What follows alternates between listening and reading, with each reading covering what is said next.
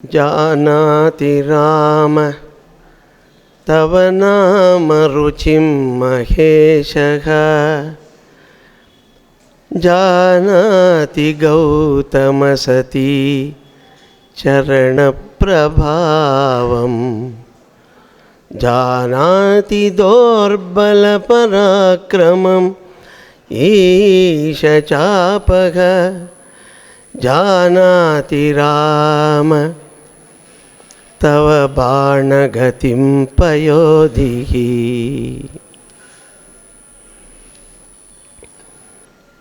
सदाशिवसमारम्भां शङ्कराचार्यमध्यमाम् अस्मदाचार्यपर्यन्तां ವಂದೇ ಗುರುಪರಂಪರಾಂ. ವೇದಮೂರ್ತಿಗಳೇ, ನನ್ನೆಲ್ಲ ಗೆಳೆಯರೇ, ಬಂಧುಗಳೇ, ತಾಯಂದಿರೇ, ಅಕ್ಕ ತಂಗಿಯರೇ,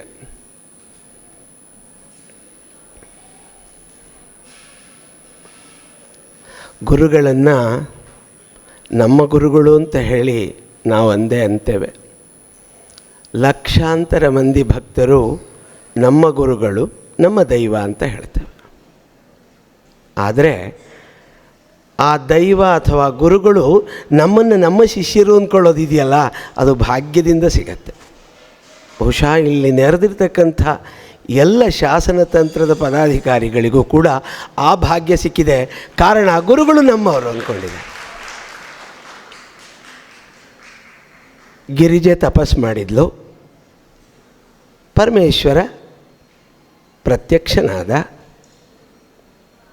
ಶೈಲಾಧಿರಾಜತನಯ ನಯಯೌ ನತಸ್ಥೌ, ಕಾಳಿದಾಸನ ಮಾತು. ಸರಿ, ಗಿರಿಜಾ ಹೇಳು ಹೋಗೋಣ ಅಂತ ಹೇಳಿ ತನ್ನ ಮನೆಗೆ ಗೃಹ ಪ್ರವೇಶಕ್ಕೆ ಹೊರಟ. ಏನಿಂಥ ಮನೆ ಏನು ಪಾಪ, ಯಾವುದೋ ಒಂದು ಜಾಗ ತೋರಿಸ್ದ. ಗಿರಿಜಾ ಹೇಳಿದ್ಲು, ನಾನು ಕಲಿಯುಗದ ಹೆಣ್ಮಗು ಅಲ್ಲ, ಹೊರಡೋಣ ತಕ್ಷಣ ಹೊರಡೋದಕ್ಕೆ. ಅಪ್ಪ ಹ್ಞೂ ಅಂತಂದರೆ ಹೊರಡಬೇಕಷ್ಟೇ. ಕಲಿಯುಗದಲ್ಲಿ ಹಾಗೇನಿಲ್ಲ. ಅಪ್ಪ ಅಮ್ಮ ಬೆಳೆಸಿ ದೊಡ್ಡವ್ರನ್ನ ಮಾಡಿ 25 ವರ್ಷ ಸಾಕಿ ಒಳ್ಳೆ ಉದ್ಯೋಗ ಕೊಡಿಸಿ ಓದಿಸಿ ಲಕ್ಷಾಂತರ ಖರ್ಚು ಮಾಡಿ, ಯಾವನೋ ಒಬ್ಬ ರಸ್ತೆಯಲ್ಲಿ ಹಾಯ್ ಅಂತಂದ್ರೆ ಆ ಡ್ರೆಸ್ ಮಾಡ್ಕೊಂಡ್ಬಿಟ್ಟು ಯಾವುದೋ ಮುಸಲ್ಮಾನೋ ಯಾರೋ ಗೊತ್ತಿರಲಿ, ಯಾವ ಜನಾಂಗವೋ. ಆದರೆ ಇಷ್ಟೆಲ್ಲ ಆಗಿರೋ ಅಪ್ಪ ಅಮ್ಮನ ಬಿಟ್ಟು ಹೊರಟೇ ಬಿಡ್ತೇವೆ. ಎಂಥ ದುರಂತ ರೀ ನಮ್ಮ ದೇಶದಲ್ಲಿ. ಇಂಥ ಪರಂಪರೆಯಲ್ಲಿ ನಾವು ಇದ್ದೀವಿ, ಇಂಥ ಶಿಷ್ಯವರ್ಗ ಇದೆ. ನಾವು ಹೇಗೆ ನಮ್ಮ ಹೆಣ್ಣುಮಕ್ಕಳನ್ನು ಬೆಳೆಸಬೇಕು ಅಂತ ಹೇಳಿದರೆ ಕಾಳಿದಾಸನ ಆ ಗಿರಿಜೆಯನ್ನು ತೋರಿಸ್ಬೇಕು. ಇದನ್ನೇ ರಾಮ ಮಾಡ್ತಾನೆ ರಾಮಾಯಣದಲ್ಲಿ. ಬಿಲ್ಲನ್ನು ಮುರಿದು ಕೂಡಲೇ ಜನಕ ಕರೀತಾನೆ ಹೆಂಡತಿಯನ್ನು, ಲೇ ಮುರಿದು ಬಿಟ್ಟ ಅಯೋಧ್ಯೆಯ ರಾಜಕುಮಾರ, ಈಗ ಧಾರೆ ಎರೆಯೋದಕ್ಕೆ ಬೇಗ ಬಾ, ಸಿದ್ಧವಾಗಿದ್ದಾನೆ ಹುಡುಗ ಅಂತಂದಾಗ ರಾಮ ಅಂತಾನೆ, ಬಿಲ್ ಮುರಿಯೋಕೆ ಹೇಳಿದ್ರು ಅಷ್ಟೇ, ಧಾರೆ ಏರಿಸ್ಕೊಳ್ಳೋಕೆ ಅಪ್ಪ ಒಪ್ಪದೆ ಆಗೋಲ್ಲಲ್ಲ ಅಂಥೇಳಿ ಅಂತ. ಇದು ನಮ್ಮ ಸಂಸ್ಕೃತಿ ರೀ. ಇದನ್ನು ನಾವು ಮರಿದೆ ಹೋದರೆ ಸಾಕು. ಜಗತ್ತಿನ ಎಲ್ಲ ಹೆಣ್ಣು ಮಕ್ಕಳಿಗೂ ಗಂಡಸರಿಂದ ಸಿಗುವಂಥ ಸುಖ ಒಂದೇ. ಎಲ್ಲ ಗಂಡಸರಿಗೂ ಹೆಣ್ಣು ಮಕ್ಕಳಿಂದ ಸಿಗುವ ಸುಖ ಆ ಒಂದೇ. ಕಣ್ಣು ಭ್ರಾಂತಿ ಮಾಡಿ ನಾವು ಅನ್ಯಾಯವಾಗಿ ಕೆಟ್ಟ ದಾರಿಯನ್ನು ತುಳಿತೇವೆ. ಗಿರಿಜೆ ಅಂದ್ಲು, ಅಪ್ಪ ಒಪ್ಪಬೇಕು. ಹೌದಾ? ಪರಮಾತ್ಮ ಆಯಿತು ಅಂತ ಒಪ್ಕೊಂಡ. ಕ್ಷಣಾರ್ಧದಲ್ಲಿ ಋಷೀನ್ ಜ್ಯೋತಿರ್ಮಯಾನ್ ಸಪ್ತ ಸಸ್ಮಾರ ಸ್ಮರಶಾಸನ ಅಂತ ಅಲ್ವಾ ಜಗದೀಶ್ ಶರ್ಮ ಅವರೇ? ಒಂದು ಕ್ಷಣಾರ್ಧದಲ್ಲಿ ಸಪ್ತ ಋಷಿಗಳನ್ನು ಪತ್ನಿ ಸಮೇತರಾಗಿ ಕರೆದ, ಸ್ಮರಣೆ ಮಾಡ್ದ ಅಷ್ಟೇ. ಏನು ಭಾಗ್ಯ ರೀ ಸಪ್ತರ್ಷಿಗಳದ್ದು.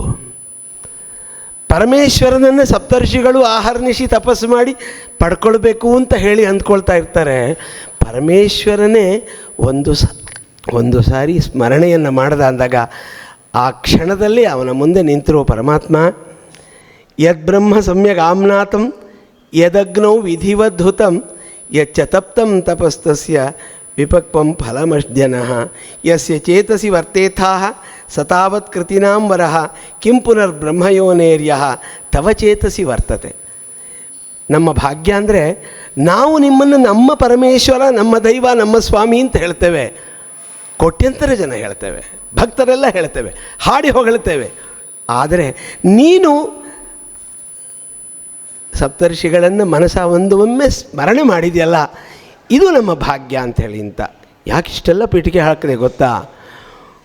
ಗುರುಗಳು ಗೋಕರ್ಣಕ್ಕೆ ಅಶೋಕೆಗೆ ಕರೆಸಿದರು.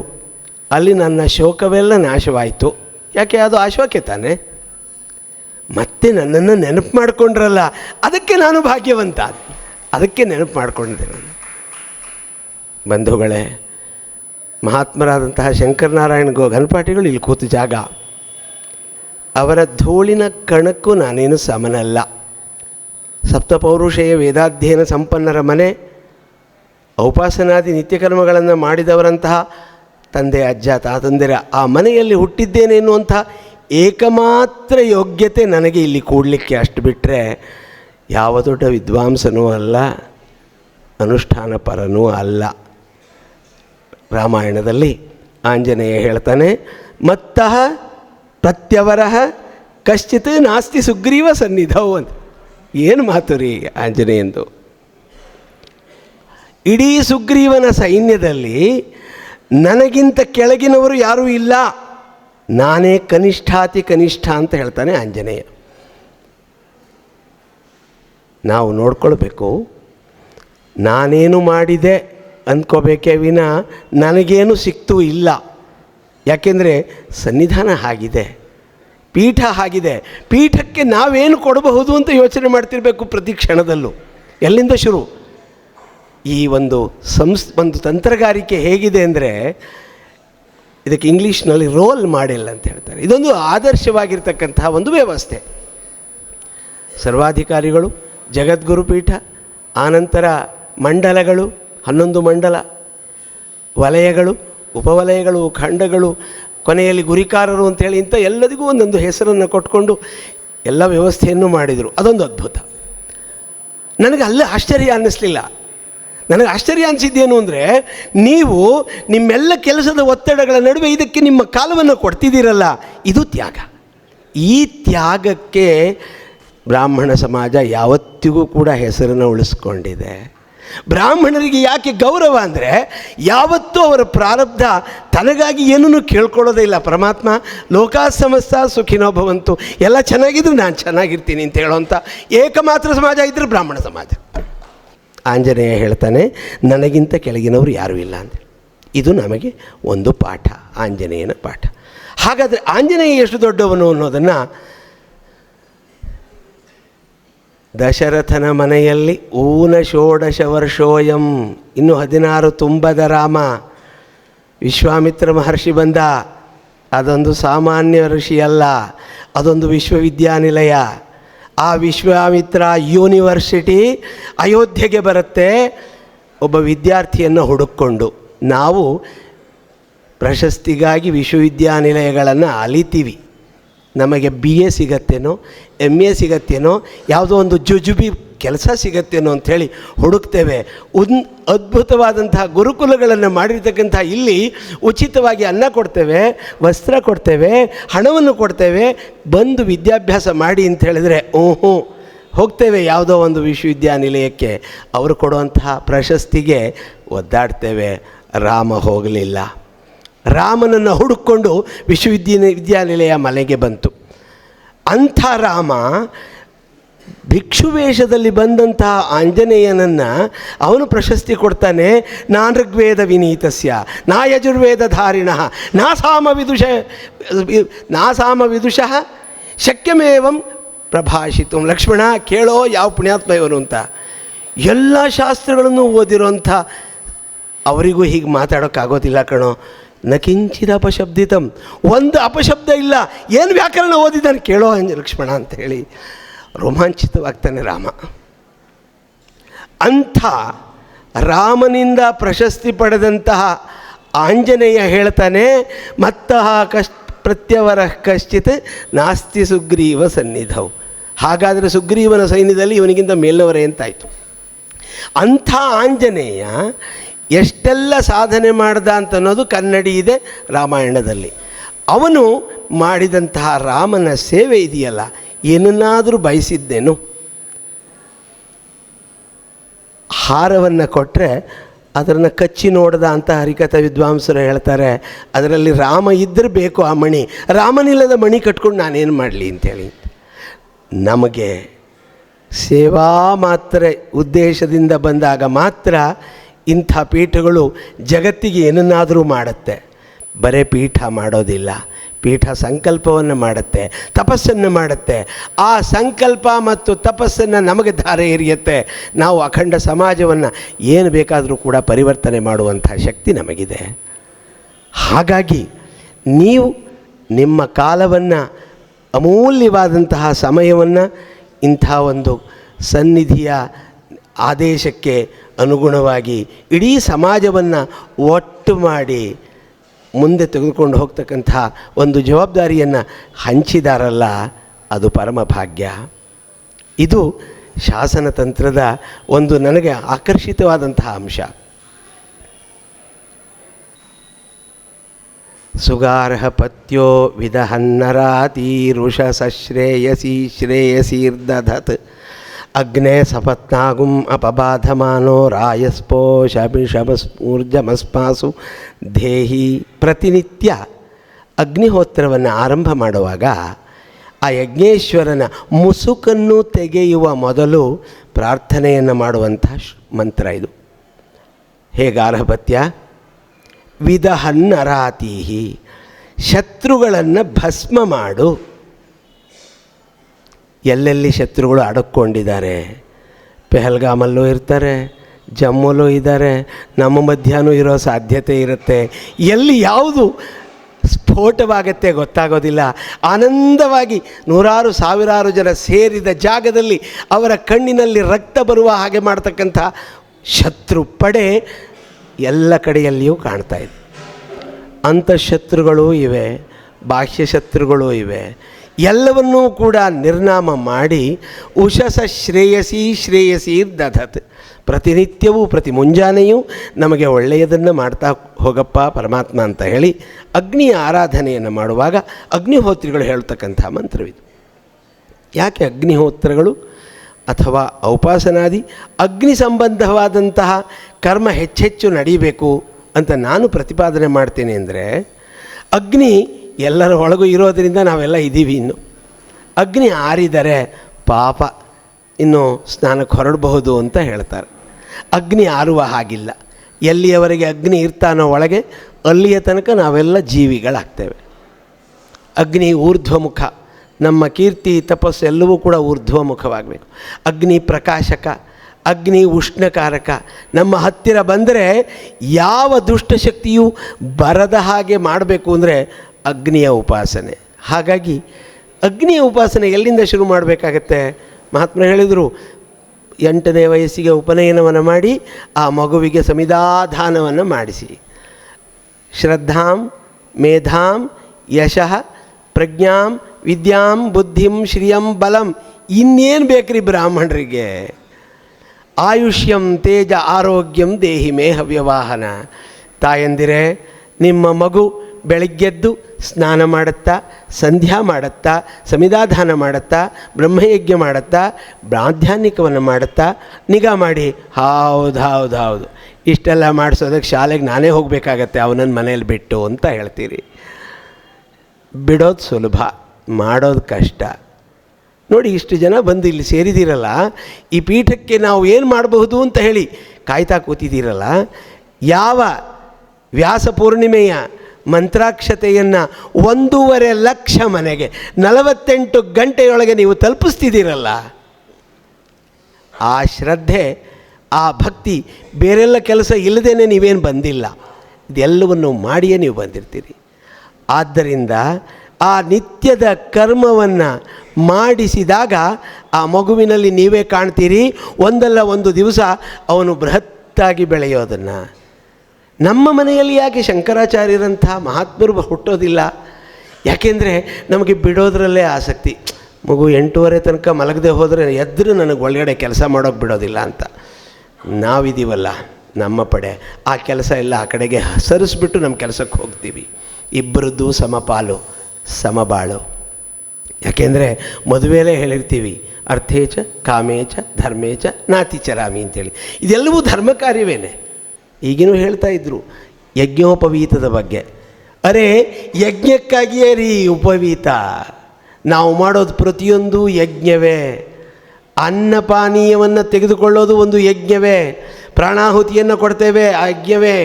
ಯಾವುದು ಈ ದೇಹದ ಪೋಷಣೆಗಾಗಿ ಅಲ್ಲ, ಆ 5 ಪ್ರಾಣಗಳಿದೆಯಲ್ಲ ಅವುಗಳಿಗೆ ಕೊಡ್ತಕ್ಕಂತಹ ಆಹುತಿ. ನಿಂತೆ ತಿಂತೀವಿ, ಓಡಾಡ್ತಾ ತಿಂತೀವಿ. ಹಸುಗಳಿಗೂ ನಮಗೂ ಏನೂ ವ್ಯತ್ಯಾಸ ಇಲ್ಲ ರೀ. ಅನ್ನ ಶುದ್ಧಿಯೇ ಇಲ್ಲ. ಅಗ್ನಿಹೋತ್ರ ಮಾಡುವ ಮನೆ, ವೈಶ್ವದೇವವನ್ನು ಮಾಡುವ ಮನೆ. ಆ ವೈಶ್ವದೇವ ಮಾಡುವಾಗ ಅನ್ನಶುದ್ಧ್ಯರ್ಥಂ ಆತ್ಮಶುದ್ಧ್ಯರ್ಥಂ ಅನ್ನ ಸಂಸ್ಕಾರದ್ವಾರ ಆತ್ಮಸಂಸ್ಕಾರ ಸಿದ್ಧ್ಯರ್ಥಂ ಪ್ರಾತರ್ವೈಶ್ವದೇವ ಹವನಂ ಸಾಯಂ ವೈಶ್ವದೇವ ಹವನಂಚ ಸಮಾನತಂತ್ರೇಣ ಕರಿಷ್ಯೆ ಅಂತ ಹೇಳಿ ಸಂಕಲ್ಪ. ಈ ಸಂಸ್ಕಾರ ಬೀಳುವಾಗ ಆ ಅನ್ನದ ಸಂಸ್ಕಾರ ಒಳಗಡೆ ನಮ್ಮನ್ನು ಮನುಷ್ಯತ್ವಕ್ಕಿಂತ ದೈವತ್ವಕ್ಕೆ ಒಯ್ಯುತ್ತೆ. ದೈವತ್ವದ ಶಕ್ತಿ ಏನು ಅಂದರೆ ನಿಗ್ರಹಾನುಗ್ರಹ ಶಕ್ತಿ. ನಾವು ಇನ್ನೊಬ್ಬರ ನಿಗ್ರಹದಲ್ಲಿ ಇರುವ ಅಗತ್ಯ ಇಲ್ಲ. ಜಗತ್ತನ್ನು ನಿಗ್ರಹ ಮಾಡುವಂತಹ ಶಕ್ತಿ ನಮಗಿದೆ. ನಾವು ಜಾಗೃತಿಗೊಳಿಸ್ಕೊಳ್ಬೇಕು. ಇವತ್ತು ಚಕ್ರವರ್ತಿ ಸೂಲಿಬೆಲೆಯವರು ಬರ್ತಾರೆ ಅಂತ ಭಾಳ ಆಸೆಯಲ್ಲಿದ್ದೆ. ನನ್ನ ಪಕ್ಕದಲ್ಲಿ ಕೂತ್ಕೋತಾರೆ. ಅವ್ರು ಇರೋವಾಗ ಮಾತಾಡಬೇಕು ಅಂತ ಹೇಳಿದ್ದ. ಅವರು ಹೇಳುವ ಏಕಮಾತ್ರ ಆರಂಭದ ಶ್ಲೋಕ ಅಂದರೆ ರತ್ನಾಕರ ಧೌತ ಪದಾಂ ಹಿಮಾಲಯ ಕಿರೀಟಿನೀಂ ಬ್ರಹ್ಮ ರಾಜರ್ಷಿ ರತ್ನಾಢ್ಯಾಂ ವಂದೇ ಭಾರತ ಮಾತರಂ. ನೀವು ಯಾವಾಗ ಬೇಕಾದರೂ ಕೇಳಿ, ಅವರ ಪ್ರವಚನದ ಆರಂಭದಲ್ಲಿ ಹೇಳುವಂಥ ಶ್ಲೋಕ ಇದು. ಸಮುದ್ರ ಯಾವ ಭಾರತ ಮಾತೆಯನ್ನು ಕಾಲನ್ನು ತೊಳೆಯುತ್ತೋ, ಹಿಮವತ್ ಪರ್ವತ ಅದರ ಶಿಖರಮಣಿಯೋ, ಬ್ರಹ್ಮ ಕ್ಷತ್ರ ಈ 2ರ ಆಳ್ವಿಕೆಯಲ್ಲಿ ರತ್ನವಾಗಿದೆಯೋ ಅಥವಾ ಶ್ರೇಷ್ಠವಾಗಿದೆಯೋ, ಬ್ರಹ್ಮರ್ಷಿಗಳು ರಾಜರ್ಷಿಗಳು ಇರ್ತಕ್ಕಂಥ ಆ ರತ್ನಗಳಿರ್ತಕ್ಕಂಥ ಈ ಭಾರತ ಮಾತೆಯನ್ನು ನಾನು ನಮಸ್ಕರಿಸ್ತೇನೆ ಅಂಥೇಳಿ. ಅಂತ ಬ್ರಾಹ್ಮಣರು ನಮ್ಮ ಶಕ್ತಿಯನ್ನು ಕಳ್ಕೊಂಡ್ರೆ ಎಂಥವ್ರು ಆಳ್ತಾರೆ ಅಂತ ಗೊತ್ತಲ್ಲ. ಬಿಟ್ಟಿ ಭಾಗ್ಯಕ್ಕೆ 136 ಸೀಟ್ ಕೊಟ್ಟಿರೋದು ಗುರುತು, ಇನ್ನೇನು ಬೇಕಾಗಿಲ್ಲ ನಮಗೆ. Electric free, electricity free, bus free, ಅದು ಫ್ರೀ. ಇನ್ನೊಂದು ಕಡೆಯಲ್ಲಿ ತೊಳೆದು ಬಿಟ್ರು ನಮ್ಮನ್ನು ಅಂತ ಗೊತ್ತೇ ಆಗಲಿಲ್ಲ ನಮಗೆ. ನಾವು ಅಂಥವ್ರನ್ನೇ ಆರಿಸಿದ್ವಿ. ಕಾರಣ ಏನು ಅಂದರೆ ನಾವು ಬ್ರಾಹ್ಮಣರು ಆಳ್ತಾ ಇಲ್ಲ. ಬ್ರಾಹ್ಮಣರು ಆಳಬೇಕು. ನಮ್ಮ ಮನೆಯಲ್ಲಿ ಒಬ್ಬ ಪ್ರಧಾನಮಂತ್ರಿ ಹುಟ್ಟಲಿ, ನಮ್ಮ ಮನೆಯಲ್ಲಿ ಒಬ್ಬ ಶಿಕ್ಷಣ ಮಂತ್ರಿ ಹುಟ್ಟಲಿ, ನಮ್ಮ ಮನೆಯಲ್ಲಿ ಒಬ್ಬ ಮುಖ್ಯಮಂತ್ರಿ ಹುಟ್ಟಲಿ ಅಂತ ನಾವು ಮಕ್ಕಳನ್ನ ಹಡಿತಾನೇ ಇಲ್ಲ. ಮಕ್ಕಳನ್ನೇ ಹಡೀತಿಲ್ಲ. ಮಕ್ಕಳನ್ನ ಅಂಥ ಮಕ್ಕಳನ್ನಲ್ಲ, ಮಕ್ಕಳನ್ನೇ ಪಡೀತಿಲ್ಲ. ಕಾರಣ ಏನು ಗೊತ್ತಾ? ಮದುವೆ ಈಗಲೇ ಬೇಡ, ಮದುವೆ ಆದಮೇಲೆ ಮಕ್ಕಳು ಈಗಲೇ ಬೇಡ, ಆಮೇಲೆ ಅಯ್ಯೋ ಬೇಡವೇ ಬೇಡ. ಕಾಯ್ತಾ ಇರ್ತಾನೆ ಬೇಕು ಅಂದಾಗ ಕೊಡೋದಕ್ಕೆ ಭಗವಂತ. ಆ ಮಾರ್ಕೆಟ್ನಲ್ಲಿ ಸಿಗೋ ವಸ್ತು ಅಲ್ಲ. ಯಾವ ಕಾಲ ಗುರುಕುಲಕ್ಕೆ ಗಂಡು ಮಕ್ಕಳನ್ನು ನೀವು ಕಲಿಸ್ಬೇಕು ಅಂತ ಹೇಳ್ತೀನೋ, ಅದೇ ರೀತಿಯಲ್ಲಿ ಹೆಣ್ಣುಮಕ್ಕಳನ್ನು ಗುರುಕುಲಕ್ಕೆ ಕಳಿಸ್ಬೇಕು. ನಡೆಸ್ತಾ ಇಲ್ವೇನೋ ಅಶೋಕಿಯಲ್ಲಿ? ಪ್ರತ್ಯಕ್ಷ ನೋಡಿ ಬಂದಿದ್ದೇನೆ. ಅದ್ಭುತವಾದಂತಹ ಒಂದು ವ್ಯವಸ್ಥೆ. ನಿಮಗೆ ಕಲೆ ಬೇಕಾ, ವಿದ್ಯೆ ಬೇಕಾ, ಯಾವುದು ಬೇಕು ರೀ, ಎಲ್ಲವನ್ನೂ ಕೂಡ ವ್ಯವಸ್ಥೆ ಮಾಡಲಾಗಿದೆ. 18 ವರ್ಷ ಆಯಿತು. ಅಲ್ಲಿಂದ ಮುಂದಿನ ಶಿಕ್ಷಣವನ್ನು ಗಂಡನ ಮನೆಯಲ್ಲಿ ಕೊಡಲಿ. ವಿದ್ಯಾಭ್ಯಾಸ ಮಾಡ್ತೀಯಾ, ಗಂಡನ ಖರ್ಚಲ್ಲೇ ಮಾಡ್ಕೋ, ಪರವಾಗಿಲ್ಲ. ನನ್ನ ಖರ್ಚಲ್ಲಿ 18 ವರ್ಷ ಓದಿಸಿದ್ದೀನಿ ಸಾಕು. ಇಲ್ಲ ಕೆಲಸಕ್ಕೆ ಸೇರಬೇಕು, ಆಮೇಲೆ ದುಡಿಬೇಕು. ಅಪ್ಪ ನಿನಗೆ ಕಷ್ಟ ಆಗತ್ತೆ. ಅಪ್ಪ ನೋಡಿ ಹುಡುಗನನ್ನು ನೋಡೋ ಅಷ್ಟೊತ್ತಿಗೆ ಅಪ್ಪ ನಾನಾಗಲೇ ನೋಡ್ಕೊಂಡಾಗಿದೆ, ಯು ನೀಡ್ ನಾಟ್ ವರಿ. ಎಷ್ಟು ಚೆನ್ನಾಗಿ ಹೇಳ್ತಾವೆ ಗೊತ್ತಾ? ಹೋಗೇ ಬಿಡ್ತವೆ. ಎಲ್ಲಿಗೋ ಆಫೀಸಿಗೋ ಕಾಲೇಜಿಗೋ ಅಂತ ಹೇಳಿ ಸ್ಕೂಟಿನಲ್ಲಿ ಹೋದವರು ಸ್ಕೂಟಿ ಅಲ್ಲೇ ನಿಲ್ಲಿಸಿ ಅವ್ರ ಜೊತೆಲಿ ಹೋಗಿ ಆಯಿತು. ಇಂಥ ಒಂದು ಕೆಟ್ಟ ಸ್ಥಿತಿ ನಮ್ಮ ದೇಶದಲ್ಲಿ ಬರ್ತಾ ಇರುವಾಗ ನಾವು ಎಂಥ ಮಕ್ಕಳನ್ನು ಹಡಿತೀವ್ರಿ. ಮಹಾತ್ಮರನ್ನು ಹಾಡಿದ್ರೆ ಒಂದೇ ಮಗು ಸಾಕು, ಜಗತ್ತನ್ನೆಲ್ಲ ಬೆಳಗತ್ತೆ. ಆ ತಂದೆ ತಾಯಂದಿರು ಸಂಕಲ್ಪ ಮಾಡಿ ಕಾಲಕ್ಕೆ ಸರಿಯಾಗಿ ಗರ್ಭಾಧಾನಾದಿ ಸಂಸ್ಕಾರವನ್ನು ಕೊಡೋವಂಥದ್ದು. ಮದುವೆ ಪದ್ಧತಿ ಇದೆ, ಗರ್ಭಾಧಾನವೂ ಪದ್ಧತಿ ಇದೆ. ಪುಂಸವನ ನಮ್ಮಲ್ಲಿಲ್ಲ, ಸೀಮಂತ ನಮ್ಮಂದಿಲ್ಲ. ಯಾಕೆ? 16 ಸಂಸ್ಕಾರಗಳ ಬಗ್ಗೆ ಇಲ್ಲಿ ದಿನವೆಲ್ಲ ನಾವು ಸಂಬೋಧ ಕೊಡ್ತಾನೆ ಇರ್ತೀವಿ. ಅದರ ಸಂಸ್ಕಾರದಲ್ಲಿ ಸೇರಲಿಲ್ವೇನದು? ಗಾರ್ಭಿಕ ಸಂಸ್ಕಾರಗಳಿಂದ ಅಂಥ ಒಂದು ಪ್ರಕರ್ಷವಾದ ಸಂಸ್ಕಾರಗಳು ಬೇರೆ ಹುಟ್ಟಿದ ನಂತರ ಮಾಡೋದಕ್ಕಿರೋದಿಲ್ಲ. ಪುಂಸವನದಲ್ಲಿ ಅದು ಪ್ರಥಮ ಗರ್ಭಶುದ್ಧಿ ದ್ವಾರ ಸಮಸ್ತ ಗರ್ಭಶುದ್ಧ್ಯರ್ಥಂ ಪುಂಸವನಾಖ್ಯಂ ಕರ್ಮ ಕರಿಷ್ಯ ಸಂಕಲ್ಪ. ಗಾರ್ಭಿಕ ಬೈಜಿಕ ಏನೋ ನಿರ್ಹರಣಾರ್ಥಂ ಪುಂಸವನಾಖ್ಯಂ ಕರ್ಮ ಕರಿಷಿ. ಎಂಥ ಅದ್ಭುತ ರೀ ಅದು. ಔಷಧಿಯನ್ನು ನೀವು ಗರ್ಭಕ್ಕೆ ಕಳಿಸ್ತೀರಿ. ಅಂಥ ಅದ್ಭುತವಾದಂತಹ ಮಗು ಹೊಟ್ಟೆಯಲ್ಲಿ ಬೆಳೆದರೆ ಬೇಡವೇ ನಿಮಗೆ? ಹುಟ್ಟಿದ ಮೇಲೆ ಅಳಿತೀರಿ, ಯಾಕೋ ಮಗು ಸರಿಯಾಗಿ ಕೈಕಾಲು ಆಡಿಸ್ತಾ ಇಲ್ಲ, ಯಾಕೋ ಮಗು ಬುದ್ಧಿಮಾಂದ್ಯ ಮಕ್ಕಳನ್ನ ಹಾಡ್ಕೊಂಡು ಕೂತ್ಕೊಳ್ತೀವಿ. ಅದಕ್ಕೆ ಕೈ ಇರಲ್ಲ, ಕಾಲಿರಲ್ಲ, ಬುದ್ಧಿ ಇರಲ್ಲ, ಬೇಕೇನದು ನಮಗೆ. ಅದು ಯಾಕಾಯಿತು ಅಂದರೆ ನಾವು ಸೇರಿದ್ದರ ಪರಿಣಾಮ. ನಮ್ಮ ಉದ್ದೇಶ ಅದಾಗಿರಲಿಲ್ಲ. ನಮ್ಮ ಆಕರ್ಷಣೆ ದೈಹಿಕ ಆಕರ್ಷಣೆ. ಮದುವೆ ಆದ ಕೂಡಲೇ ಅದು ನೋಡಬೇಕು. ಚತುರ್ಥಿ ವಿವಾಹ ಮಾಡ್ಕೊಳ್ಳೋಕ್ಕೂ ಅಷ್ಟು ಸಮಾಧಾನ ಇರೋಲ್ಲ. 30 ವರ್ಷ ಕಾಯ್ದಿರ್ತೀವಿ. 4 ದಿವಸ ಮದುವೆ ಮಾಡ್ಕೊಳ್ಳೋದಿಲ್ಲ. ಆ ಅಗ್ನಿಯನ್ನು ಆರಾಧನೆಯನ್ನು ಮಾಡೋದಿಲ್ಲ. ಬ್ರಹ್ಮಚರ್ಯವನ್ನು ಕಾಪಾಡೋದಿಲ್ಲ. ಆ ಬ್ರಹ್ಮಚರ್ಯವನ್ನು ಯಾರು ಕಾಪಾಡ್ತಾರೆ ಅಂಥವರಲ್ಲಿ ಮಹಾತ್ಮನೇ ಬರ್ತಾನೆ. ವಸಿಷ್ಠರು ಹೇಳಲಿಲ್ವೇನು? ಅರುಂಧತಿ ಕೇಳಿದ್ಲು, ನಾನು ಈ ಕಡೆಯಿಂದ ವಿಶ್ವಾಮಿತ್ರನಿಗಿದ್ದಿರು ದಿನವೂ ಆಹಾರವನ್ನು ಕೊಡ್ತಾ ಇದ್ದೆ, ಆದರೆ ಗಂಗೆ ತುಂಬಿದ್ದಾಳಲ್ಲ, ಹೇಳು ನನ್ನ ಗಂಡ ವಸಿಷ್ಠ ನಿತ್ಯ ಬ್ರಹ್ಮಚಾರಿಯಾಗಿದ್ದರೆ ದಾರಿ ಬಿಡು ಅಂತ ಹೇಳಿ ಕಳಿಸಿದರು. ಬಿಡ್ತು. ಆ ಕಡೆ ಹೋದರು, ತುಂಬಿಕೊಳ್ತು. ವಿಶ್ವಾಮಿತ್ರರು ಕೇಳಿದರು, ಬರುವಾಗ ಏನು ಹೇಳಿದೆ? ಹೇಳಿದ್ಲು, ಗಂಡ ಬ್ರಹ್ಮಚಾರಿಯಾಗಿದ್ದರೆ ಅಂಥೇಳಿ ಅಂತ. ಆ ಕಡೆಯಿಂದ ಬರುವಾಗ ವಿಶ್ವಾಮಿತ್ರ ನಿತ್ಯೋಪವಾಸಿಯಾಗಿದ್ದರೆ ದಾರಿ ಬಿಡು ಅಂತ ಹೇಳು ಅಂತ ಹೇಳಿದ್ಲು. ದಾರಿ ಬಿಡ್ತು, ಬಂದ್ಲು. ಆಗ ಹೀಗಾಯಿತು ಅಂತ ಗಂಡನ ಹತ್ರ ಹೇಳಿದಾಗ, ಹೌದು, ಒಂದು ದಿನದಲ್ಲಿ ಪ್ರಾಣರಕ್ಷಣೆಗಾಗಿ ಇಂತಿಷ್ಟೇ ಆಹಾರವನ್ನು ತೆಗೆದುಕೊಂಡರೆ ಅವನು ಉಂಡದ್ದಲ್ಲ, ಅದು ನಿತ್ಯವಾಗಿ ಉಪವಾಸವೇ. ಅದು ಸರಿ, ನಾನು 100 ಮಕ್ಕಳ ತಾಯಿ, ನೀವು ಹೇಗೆ ಬ್ರಹ್ಮಚಾರಿಗಳಾದಿರಿ ಅಂತ ಕೇಳಿದ್ಲು.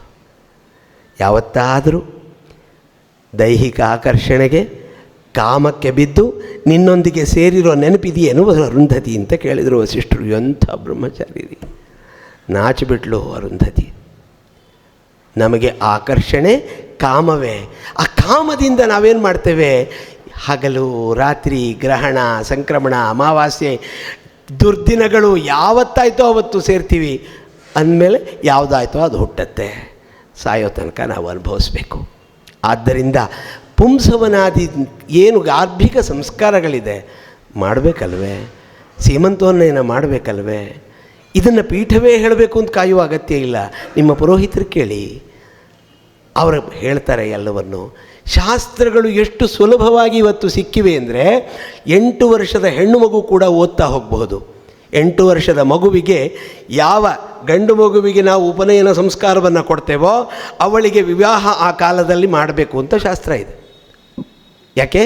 ವಿವಾಹಸ್ತು ಸಮಂತ್ರಕಃ ಧರ್ಮಶಾಸ್ತ್ರ. ಅಮಂತ್ರಕವಾಗಿ ಆಕೆಗೆ ನಾವು ಸಂಸ್ಕಾರಗಳನ್ನು ಜಾತಕರ್ಮಾದಿಗಳಲ್ಲಿ ಮಾಡಿರ್ತೇವೆ. ಏನು ಪಕ್ಷಪಾತ ರೀ! ಗಂಡು ಹುಡುಗರಿಗೆ ಮಾತ್ರ ಮಂತ್ರೋಕ್ತ ಸಂಸ್ಕಾರ, ಹೆಣ್ಣುಮಕ್ಕಳಿಗೆ ಮಾತ್ರ ಅಮಂತ್ರಕಃ. ಏನು ನಿಮ್ಮ ಶಾಸ್ತ್ರ? ಅದಕ್ಕೆ ಗಂಡಸರು ಬರೆದಿರೋದು. ಆಯಿತು, ನೀವು ಹೆಂಗಸರು ಬರೀರಿ ಒಂದು ಶಾಸ್ತ್ರ ನೋಡೋಣ. ಪಕ್ಷಪಾತ ಇರೋದು ಗಂಡಸರಿಗಲ್ಲ, ಗಂಡಸರ ಬಗ್ಗೆ ಅಲ್ಲ. ಶಾಸ್ತ್ರಕಾರರಿಗಿರೋ ಪಕ್ಷಪಾತ ಎಲ್ಲ ಹೆಣ್ಣುಮಕ್ಕಳ ಬಗ್ಗೆನೇ, ನಿಮ್ಮ ರಕ್ಷಣೆಗೇನೆ. ನೀವು ಚೆನ್ನಾಗಿದ್ದರೆ ಸಮಾಜ ಪೂರ್ಣ ಚೆನ್ನಾಗಿರುತ್ತೆ.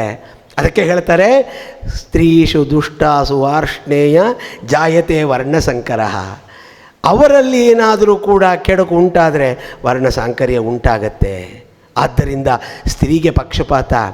ಆ ನಸ್ತ್ರೀ ಸ್ವಾತಂತ್ರ್ಯ ಮರ್ಹತಿ ತಗೊಂಡು ಏನು ಕಿಚ್ಚನ್ನು ಹಚ್ಚಿಬಿಟ್ರು.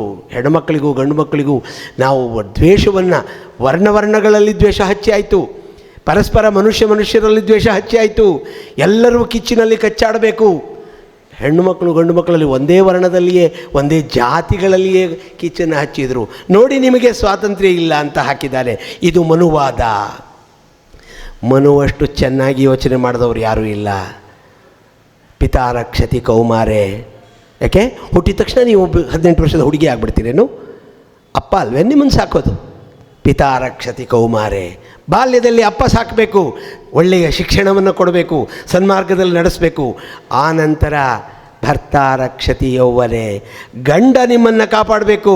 ಇದು ಹೊಣೆಯನ್ನು ಹಾಕಿರೋದು ಗಂಡಸರ ಮೇಲೆ ವಿನ ನಿಮ್ಮ ಸ್ವಾತಂತ್ರ್ಯವನ್ನು ಕಿತ್ಕೊಳ್ಳೋದಲ್ಲ. ಆ ನಂತರ ವೃದ್ಧಾಶ್ರಮಕ್ಕೆ ದಾರಿ ತೋರಿಸೋ ಮಕ್ಕಳು ಬೇಕೇ ನಿಮಗೆ?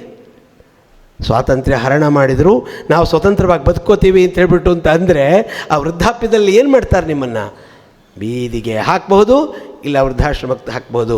ಅಂಕುಶ ಹಾಕಿರೋದು ಮತ್ತು ಅಲ್ಲಿಗೆ ಗಂಡಸರಿಗೇನೆ. ಯಾವ ತಾಯಿಯಂದರನ್ನು ಕೂಡ ಎಲ್ಲಾಯಿತು ಅಲ್ಲಿ ಬಿಡೋ ಹಾಗೆ ಬರೋದಿಲ್ಲ, ಕಾಪಾಡಬೇಕು.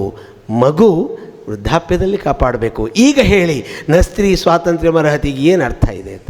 ಹಾಗಾದರೆ ಅಮಂತ್ರಕವಾದಂತಹ ಆ ಹೋಮವನ್ನು ಜಾತಕರ್ಮಾದಿ ಸಂಸ್ಕಾರಗಳಲ್ಲಿ ಮಾಡ್ತೀರಲ್ಲ, ಗಂಡು ಮಕ್ಕಳಿಗೆ ಮಾತ್ರ ಸಮಂತ್ರಕ, ನಮಗೆ ಮಾತ್ರ ಅಮಂತ್ರಕವ ಅಂತ. ರೀ, ನಿತ್ಯವೂ ಪರಿಶುದ್ಧ ರೀ ನೀವು, ನಿಮಗೆ ಇನ್ನೊಂದು ಹೊಸ ಶುದ್ಧಿ ಬೇಕಿಲ್ಲ.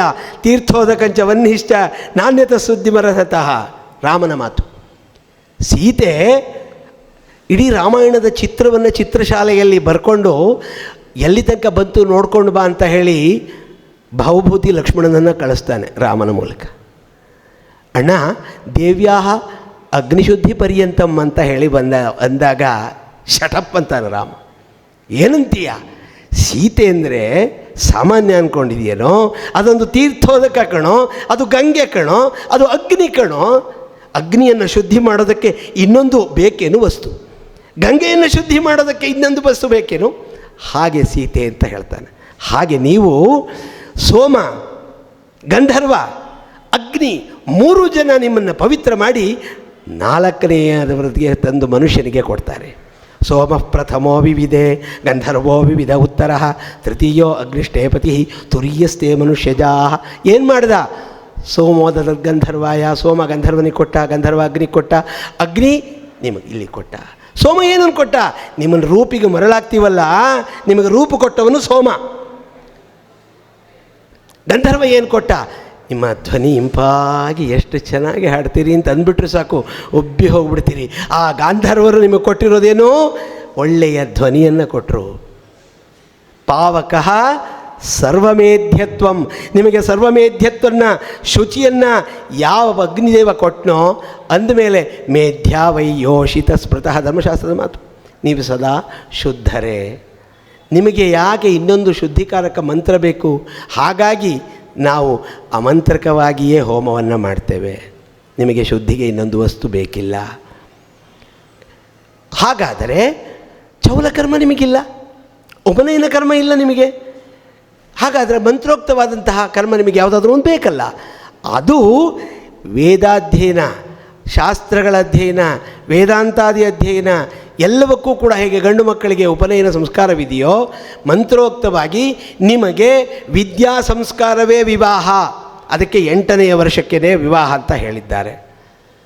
ಬಾಲ್ಯ ವಿವಾಹವನ್ನು ತೆಗೆದರು. ಪ್ರೌಢ ವಿವಾಹದಲ್ಲಿ ಎಲ್ಲವೂ ಚೆನ್ನಾಗಿದೆಯಾ? ಮದುವೆ ಮಾಡಿಕೊಂಡು 2ನೇದು 3ನೇದು ಆಯ್ಕೆ ಮಾಡ್ಕೋತೀವಲ್ಲ, ಇದು ಚೆನ್ನಾಗಿದೆಯಾ? ಪ್ರೌಢ ವಿವಾಹದಲ್ಲಿ ಯಾರನ್ನಾಯ್ತೋ ಅವ್ರನ್ನ ಇಷ್ಟಪಟ್ಟು ಕಂಡವ್ರಿಗೆ ಕೊಡೋವಂಥದ್ದು. ಸಕೃತ್ ಪ್ರದೀಯತೆ ಕನ್ಯಾ, ಹೆಣ್ಣುಮಗುವನ್ನು 2ನೇ ಸರಿ ಕೊಡೋಕ್ಕೆ ಬರುತ್ತೇನ್ರಿ? ಕೊಟ್ಟಿರೋ ಈ ಉಂಗುರವನ್ನು ನಮ್ಮ ಶಂಕರನಾರಾಯಣ ಭಟ್ರಿಗೆ ಕೊಟ್ಟೆ ಅಂತ ಇಟ್ಕೊಳ್ಳೋಣ, ವಾಪಸ್ ತಗೊಂಡು ಆ ಪಕ್ಕದವ್ರಿಗೆ ಕೊಡೋಕ್ಕೆ ಬರುತ್ತೇನು? ಕನ್ಯೆಯನ್ನು ಒಬ್ಬಳಿಗೆ ದಾನ ಮಾಡಿ ಮತ್ತೆ ಪಡೆದು ಇನ್ನೊಬ್ಬರಿಗೆ ಕೊಡೋದಕ್ಕೆ ಅದೇನು ವಸ್ತುವೇನ್ರಿ? ವಸ್ತುವನ್ನೇ ಕೊಡೋಕ್ಕೆ ಬರೋಲ್ಲ, ಹೆಣ್ಣು ಮಗುವನ್ನು ಇನ್ನೂ ಮೊದಲು ಕೊಡೋಕ್ಕೆ ಬರೋದಿಲ್ಲ. ಆದ್ದರಿಂದ ಪ್ರೌಢ ವಿವಾಹದಲ್ಲಿಯೂ ಇಷ್ಟೇ ಸಮಸ್ಯೆಗಳಿದೆ, ಬಾಲ್ಯ ವಿವಾಹದಲ್ಲಿಯೂ ಸಮಸ್ಯೆ ಇದೆ. ಆದರೆ 8 ವರ್ಷಕ್ಕೆ ವಿವಾಹ ಮಾಡಿ 16-18 ವರ್ಷದ ತನಕ ತಂದೆಯ ಮನೆಯಲ್ಲಿಯೇ ಇದ್ದು ಒಳ್ಳೆಯ ಶಿಕ್ಷಣವನ್ನು ಪಡೆದು ಆನಂತರ ಗರ್ಭವತಿಯಾಗುವುದಕ್ಕೆ ಯೋಗ್ಯತೆ ಬಂದ ಮೇಲೆ ಗಂಡನ ಮನೆಗೆ ಕಳಿಸ್ತಿದ್ರು, ಮೊದಲೇ ಕಳಿಸ್ತಿರಲಿಲ್ಲ. ಈಗ ಹೇಳಿ, ಯಾವುದು ಸಮಂಜಸವಾಗಿತ್ತು, ಯಾವುದು ವೈಜ್ಞಾನಿಕವಾಗಿತ್ತು? ಕಾಲೇಜಿಗೆ ಶಾಲೆಗೆ ಕಳಿಸಿದಾಗ ಆ ಕಾಲದಲ್ಲೇ ಮೊಬೈಲನ್ನು ನೋಡ್ತಾ, ಬ್ಯಾಡದ್ದನ್ನು ನೋಡ್ತಾ, ಮನೆಯಲ್ಲಿಯೂ ಬಂದು ರೂಮ್ನಲ್ಲಿ ಬಾಗಿಲು ಹಾಕ್ಕೊಂಡ್ಬಿಟ್ಟು ಏನನ್ನು ಬೇಕಾದರೂ ನೋಡ್ತಾ ಸಿಕ್ಕಿದವರ ಜೊತೆಯಲ್ಲಿ ಹೋಗುವಂಥ ಈ ಪ್ರೌಢ ವಿವಾಹ ವ್ಯವಸ್ಥೆ ಸರಿ ಇದೆಯಾ? 2ರಲ್ಲೂ ದೋಷ ಇದೆ. ಇಂದಿಗೂ ಅನೇಕ ಕುಟುಂಬಗಳಲ್ಲಿ ಆ ಪದ್ಧತಿಯೂ ಇದೆ. ಅದು ಅಂದಂದಿನ ಆ ಕಾಲಘಟ್ಟದಲ್ಲಿ ಎಲ್ಲವೂ ಸರಿಯಾಗ್ತಾ ಹೋಗುತ್ತೆ. ಕಾನೂನಿನ ದೃಷ್ಟಿಯ 18 ಆಗಬೇಕು. 18ಕ್ಕಾದರೂ ಮಾಡೋಣ. 18 ಆಗ್ತಿದ್ದಾಗೆ ನಿನಗೆ 18 ಆಗಿದೆ, ಯೋಗ್ಯ ವರನನ್ನು ನಾನು ನೋಡಿದ್ದೇನೆ. ಈ ವರನ ಹುಡುಕಾಟ ಇದೆಯಲ್ಲ, ಈ ವರನ ಹುಡುಕಾಟ ದೊಡ್ಡ ಸಮಸ್ಯೆ ಆಗುತ್ತಿದೆ. ಯಾರನ್ನು ಆರಿಸ್ಕೋಬೇಕು, ಈ ಮಗು ಅಲ್ಲ ಸರಿಯಾಗಿರ್ತಾಳೋ ಇಲ್ವೋ, ಈ ಚಿಂತನೆಯಲ್ಲಿಯೇ ಅಪ್ಪ ಅವನ ಆಯುಷ್ಯವನ್ನು ಕಳ್ಕೊಂಡು ಹೋಗ್ಬಿಡ್ತಾನೆ. 25 ಆಯಿತು ಕಣೆ, ಇನ್ನೂ ಎಷ್ಟು ದಿವಸನೇ, ನನಗೆ 61 ಕಣೆ ಅಂದರೆ, ಅಪ್ಪ ಇನ್ನೊಂದು ಸ್ವಲ್ಪ ದಿವಸ ಹೋಗಲಿ, ಅಂದರೆ ಮಗುವನ್ನು ಪಡೆಯುವ, ಮಗುವನ್ನು ಸಾಕುವ ಎಲ್ಲ ಯೋಗ್ಯತೆಯು ಹೋದ ಮೇಲೆ ಆ ನಂತರ ಅಪ್ಪ ನಾನು ವಿವಾಹಕ್ಕೆ ಸಿದ್ಧವಾಗಿದ್ದೇನೆ ಅಂದರೆ ಅಲ್ಲೆಲ್ಲೂ ಸಿಗತ್ತೇನೋ ಗಿರಿನಗರದಲ್ಲಿ? ಖಂಡಿತ ಸಿಗೋದಿಲ್ಲ. ಆದ್ದರಿಂದ ಈ ಒಂದು ಪೀಠದ ಸನ್ನಿಧಿಯಲ್ಲಿ ನಾನು ಎಲ್ಲರ ಒಂದು ಗಮನವನ್ನು ಸೆಳೆಯೋದು ಅಂದರೆ ಕಾಲಕಾಲಕ್ಕೆ ಸಂಸ್ಕಾರಗಳನ್ನು ಕೊಡ್ತಕ್ಕಂಥ ಈ ವೈದಿಕ ಪರಂಪರೆ ಏನಿದೆ, ಜಗತ್ತನ್ನು ಆಳುವ ಏಕಮಾತ್ರ ಪರಂಪರೆ ರೀ. ನಮ್ಮಲ್ಲಿ ತಪಸ್ಸಿನ ಜೊತೆಗೆ ನಿಗ್ರಹ ಅನುಗ್ರಹ ಶಕ್ತಿ ಇರುತ್ತೆ.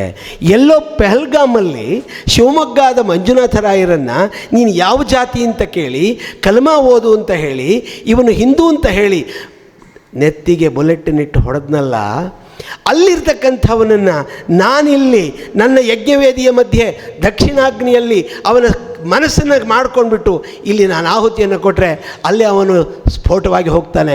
ಆ ಶಕ್ತಿ ನಮ್ಮ ಅಗ್ನಿಹೋತ್ರಕ್ಕಿದೆ. ದಕ್ಷ ಯಜ್ಞದಲ್ಲಿ ಏನಾಯಿತು?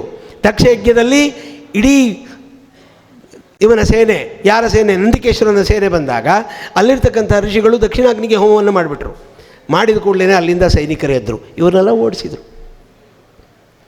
ಆದ್ದರಿಂದ ಈ ಅಗ್ನಿಹೋತ್ರಾದಿಗಳಿಗೆ, ಉಪಾಸನ ವೈಶ್ವದೇವಾದಿಗಳಿಗೆ ನಮ್ಮ ಆಚಾರದ ಮೂಲಕ ಭಾಳ ಚೆನ್ನಾಗಿ ಹೇಳಿದರು. ಆಚಾರಶ್ಚೈವ ಸಾಧೂನಾಂ ಆತ್ಮನಸ್ತುಷ್ಟಿರೇವಚ ವೇದೋಖಿಲಂ ಧರ್ಮ ಮೂಲಂ. ಧರ್ಮಕ್ಕೆಲ್ಲ ಮೂಲ ವೇದವೇನೆ. ಈ ಧರ್ಮ ಅನ್ನೋ ಶಬ್ದ ಇದೆಯಲ್ಲ, none of the languages in the world can explain or define the word dharma. ಇದನ್ನು ಪ್ರೊಫೆಸರ್ ಪಿ ವಿ ಕಾಣೆಯವರು ಆರಂಭದಲ್ಲೇ ಹಿಸ್ಟ್ರಿ ಆಫ್ ಧರ್ಮಶಾಸ್ತ್ರದಲ್ಲಿ ಶುರು ಮಾಡ್ತಾರೆ. ಯಾವ ಭಾಷೆಯೂ ಈ ಶಬ್ದವನ್ನು ವರ್ಣನೆ ಮಾಡೋಕ್ಕಾಗೋದಿಲ್ಲ ರೀ. ಇಂಥ ಒಂದು ಸನ್ನಿಧಿಗೆ ಬಂದು ಈ ಒಂದು ಶಾಸನತಂತ್ರ ಸಮಾವೇಶದಲ್ಲಿ ಪಾಲ್ಗೊಂಡು ಪ್ರೇರಿತರಾಗಿ ನಾವು ಈ ಒಂದು ಮಠಕ್ಕೆ ಗುರುಗಳ ಅನುಗ್ರಹ ಪಾತ್ರ ಆಗಬೇಕಾದ್ರೆ ಒಂದಷ್ಟು ಸೇವೆ ನಾವು ಮಾಡಬೇಕು ಅಂತ ನಾವು ಬಂದಿದ್ದೀವಲ್ಲ, ಇದು ಧರ್ಮ. ಒಬ್ಬ ಬ್ರಾಹ್ಮಣನಾಗಿ ಒಂದಷ್ಟು ಕರ್ಮ ಇದೆ, ಕರ್ತವ್ಯ ಇದೆ, ಅದು ಧರ್ಮ. ಸ್ತ್ರೀಯಾಗಿ ಒಂದಷ್ಟು ಕರ್ತವ್ಯ ಇದು ಕರ್ಮ. ಆ ಧರ್ಮ, ಕರ್ಮ, ಪಾಪ ಪುಣ್ಯಗಳ ಕಲ್ಪನೆ ಇದೆಲ್ಲವನ್ನೂ ಮಿಶ್ರಣ ಮಾಡಿ ದೊಡ್ಡ ಒಂದು ವಿಶ್ವವನ್ನು ತೆರೆದಿಟ್ಟಿರ್ತಕ್ಕಂಥ ಶಬ್ದ ಧರ್ಮ. ನಮ್ಮ ಋಷಿಗಳು ಕೊಟ್ಟಿರ್ತಕ್ಕಂಥ ಏಕಮಾತ್ರ ಒಂದು ವ್ಯವಸ್ಥೆ. ನಮಗೆ ಪುಣ್ಯಸ್ಯ ಫಲಮಿಚ್ಛಂತಿ, ನಮಗೆ ಪುಣ್ಯದ ಫಲ ಬೇಕು.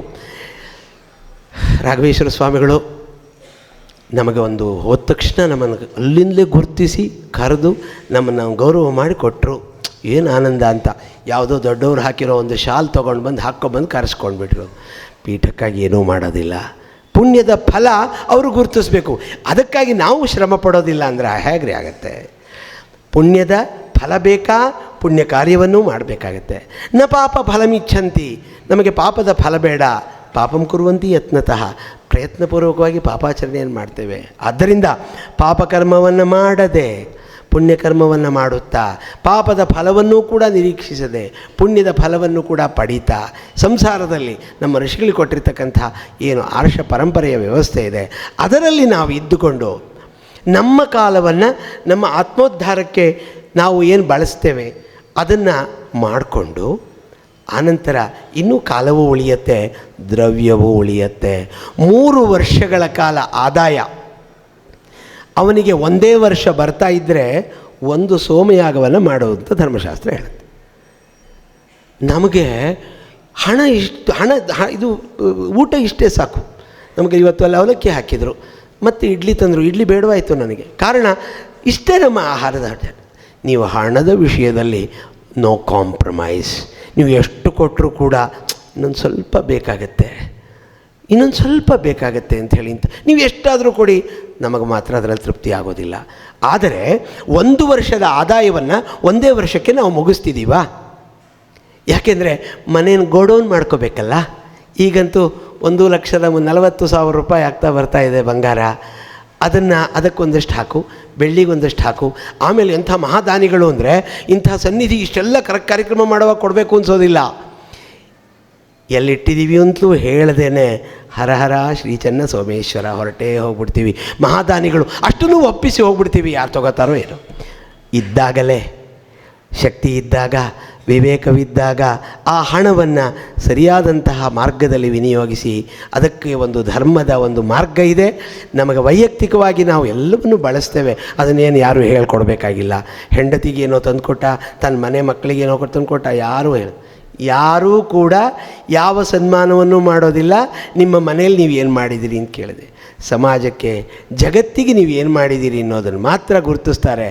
ಆದ್ದರಿಂದ ಸಮಾಜ ಬಹಳ ದೊಡ್ಡದಿದೆ, ನಮ್ಮಿಂದ ತುಂಬ ನಿರೀಕ್ಷೆ ಮಾಡ್ತಿದೆ. ನಾವು ಇಲ್ಲಿ ನಮ್ಮ